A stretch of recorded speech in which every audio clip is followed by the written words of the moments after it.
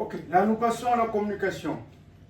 La communication qui est vraiment le noyau de la vente, le noyau. Parce que communiquer, c'est négocier.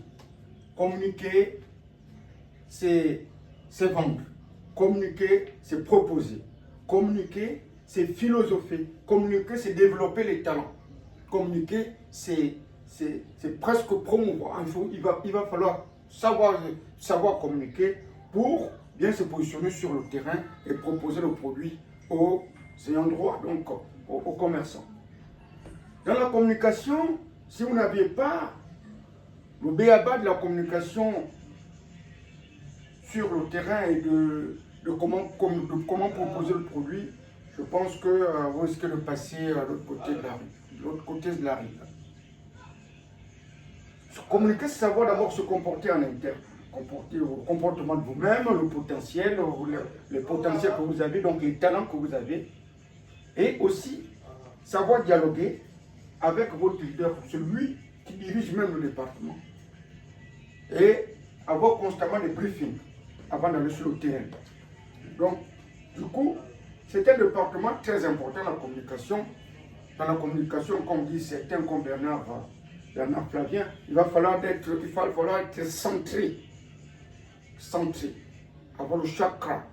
Être centré. La tête jusqu'au cœur. Pour comprendre que quand vous partez, vous n'avez qu'un seul objectif. Savoir se comporter en clientèle. Dialoguer, communiquer, parler avec aisance, proposer avec aisance.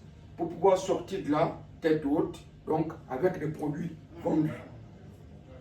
Parce que la communication n'est pas seulement en interne, donc avec vos collaborateurs au bureau, là où la communication, des super grands problèmes, des super gros problèmes, c'est à l'extérieur. Parce que là-bas, vous aurez affaire à le client c'est quelqu'un de compliqué. Le client, il est là, il n'est peut-être pas là pour vous. Vous arrivez chez lui, vous rentrez dans son bureau, vous lui proposez, parfois vous le trouvez de mauvaise humeur. Du coup, il faut avoir la psychologie du vendeur. Vous pouvez rentrer dans son bureau, avant de rentrer dans son bureau, vous arrivez à son cabinet, donc à son secrétariat, et vous remarquez qu'il y a un super bouquin qui est là. Donc, ce manager, à l'époque, il était médaillé meilleur manager de l'année, mais peut-être qu'en rentrant dans son bureau,